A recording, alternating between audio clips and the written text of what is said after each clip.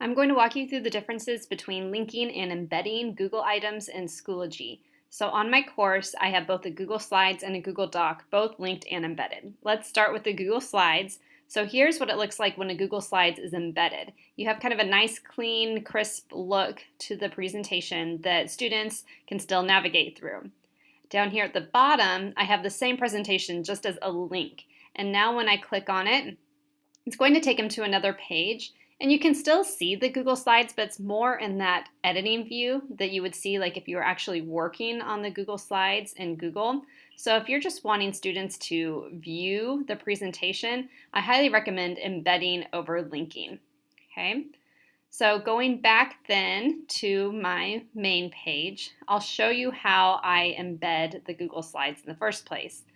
The way I did this one was I went to Add Materials and I did Add Page. A page is like your blank slate in Schoology. Give it a name.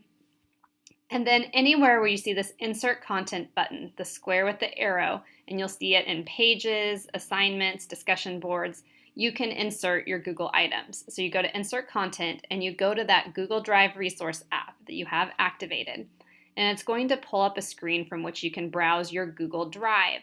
So if I'm wanting to embed my April 8th presentation, I'm just going to search for it, wait for it to show up. Here it is, put a check mark next to it, and then I can go to Import and Import Embed. And this is going to embed it directly in the page. You know it's there when you see the yellow orange. And then the last thing that I do before I hit create is I choose to display inline. So I click on this little button down there so that it says display inline, meaning it's going to display on that home page of my course. If I don't check that, it'll just have to be clicked on. Students will click the link before they see it. So I want to display inline and hit create. And then that's going to have defaulted to the bottom of my Schoology page. We'll just refresh. Make sure we see that loaded.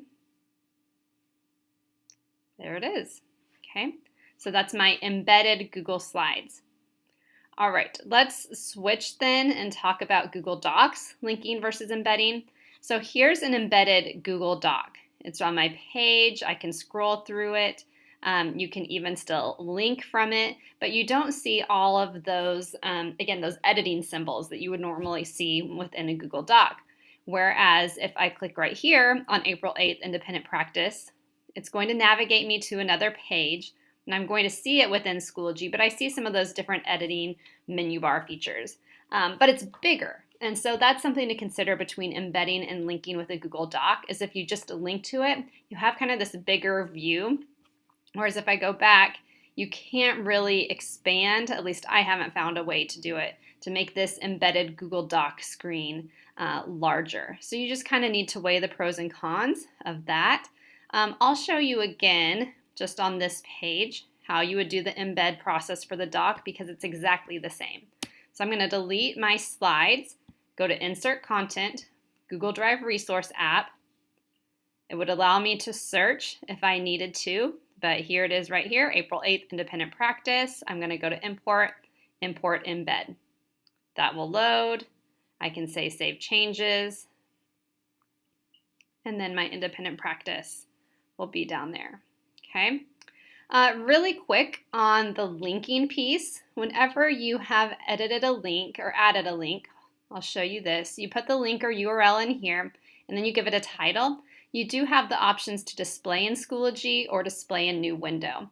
Display in Schoology is going to keep that doc within the Schoology environment, whereas if you don't check that, it'll open up a new tab on their computer. So also something nice to think about.